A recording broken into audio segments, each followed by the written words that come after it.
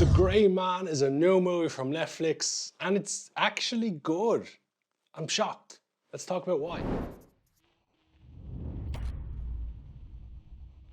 Welcome to Karl's Movie Film Show. I'm Karl, and I just want to remind everybody before we jump into the review that we're on the road to 1,000 subscribers by the end of the year. That's the goal. We're on our way there, and we can achieve that goal with your help. If you're not already, jump below the video, hit that subscribe button, maybe even the notification bell as well, so you never miss an upload. And with all that being said, let's jump back into the review. The Grey Man is an action movie, and it stars Captain America and the soon-to-be Ken from Barbie, as well as Ana de Armas and Billy Bob Thornton. And funny story, you know the way sometimes you get a bit lost in the news, and a lot of celebrities have been dying in the last 5, 10, 50, well, people die all the time, but big celebrity news about big celebrities dying, it seems to come thick and fast nowadays. Well, funnily enough, I actually thought Billy Bob Thornton was dead.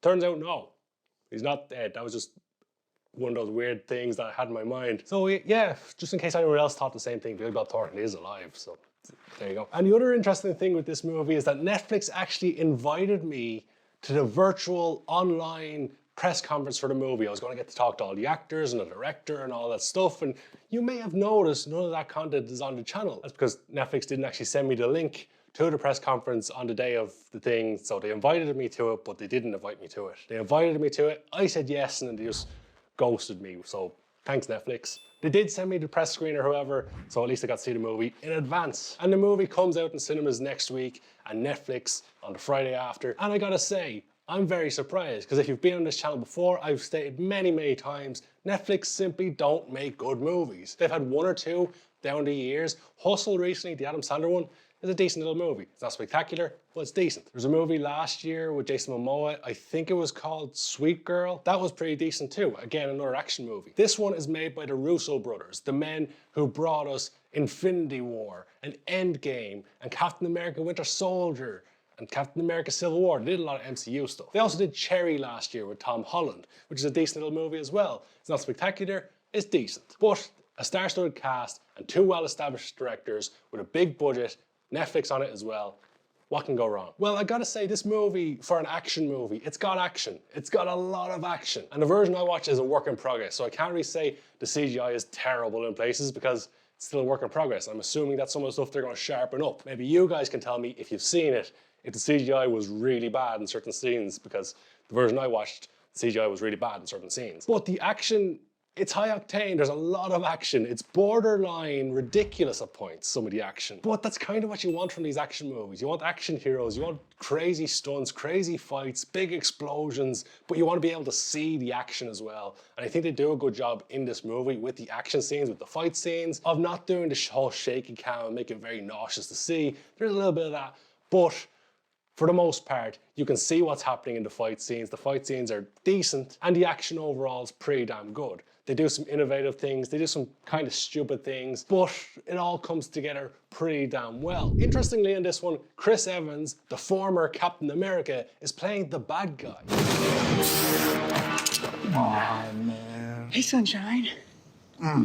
You must be Lloyd. What gave it away? But he does a pretty good job in this one. He's clearly wanted to be a bad guy for quite a while. And I think he does a really good job in a more, it's slightly comedic role, it's kind of serious role, it's a guy who takes himself a little bit too seriously, but he's good in the role. He made me laugh at points. He was a serious threat. And maybe that's just because I think of him as Captain America, and I always think Captain America's gonna be a threat.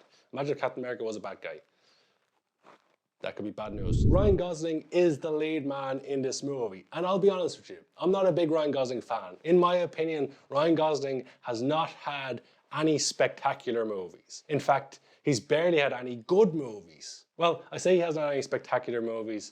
Blade Runner 2049, that's probably his best. I'm not a big fan of Drive. That'll be referenced on the channel at some point in the future. The Good Guys is a pretty good movie. And I'll be honest with you, I'm not expecting Barbie to be my sort of movie. So yeah, I'm not a huge Ryan Gosling fan. I respect the guy, I respect the work ethic because he puts in a lot of work, but I don't think he's had many spectacular movies. This is not a spectacular movie. This is a good movie, not spectacular. But Ryan Gosling is pretty good in this role. So Ryan Gosling is playing a guy who commits a crime, goes to prison, and then is taken up by the CIA to be trained as a special agent who works undercover. He's a grey man. He's a secret agent who the rules don't apply to. Someone else takes over in the CIA, decides they want to scrap that program, eliminate all these agents, and Ryan Gosling has to, at first, save himself and expose the guy in the CIA who's actually a bad guy who's trying to kill all the agents. And also there's something down about Billy Bob Thornton's niece or granddaughter, and she's kidnapped and he has to try to save her, and they show the connection between those two. There's a lot goes on. The ending is a little bit unsatisfying in some aspect. The ending kind of makes most of the story a little bit redundant, but that's not really a movie problem.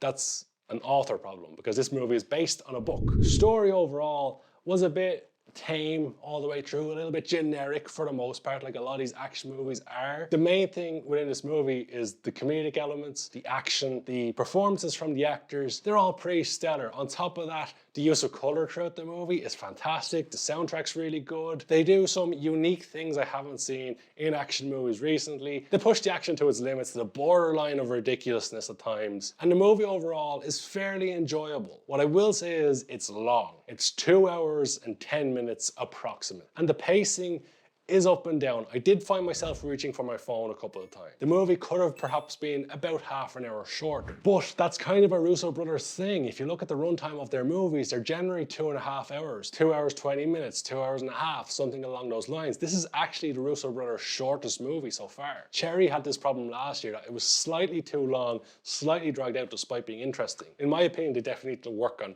reducing the time, reducing the boring parts. Now, maybe my opinion of the movie is tainted in that, as I mentioned, I don't think Netflix particularly make very good movies. And action movies of this sort for the last 10, 15 years have all been fairly generic. You know where they're going right from the start. This one did have some good twists and turns in there. This one had some things that caught me off guard. As I mentioned, the action is perhaps better than most of the action movies I've watched in the last 10 years. This genre isn't generally one of my favorites because, as I mentioned, it's a little bit generic at times. Generally, the good guys win. In this one, it's debatable whether the good guy wins. If you've seen the movie, let me know in the comment section below. Do you believe the good guy won this one? Because it's kind of 50-50. There's also a point where there's a side character is introduced. This guy who's really good at fighting. He fights off Armas and Ryan Gosling at the same time and escapes with the thing that he's trying to take from Ryan Gosling. Spoiler alert. Later on, he's in a fight with Armas and he's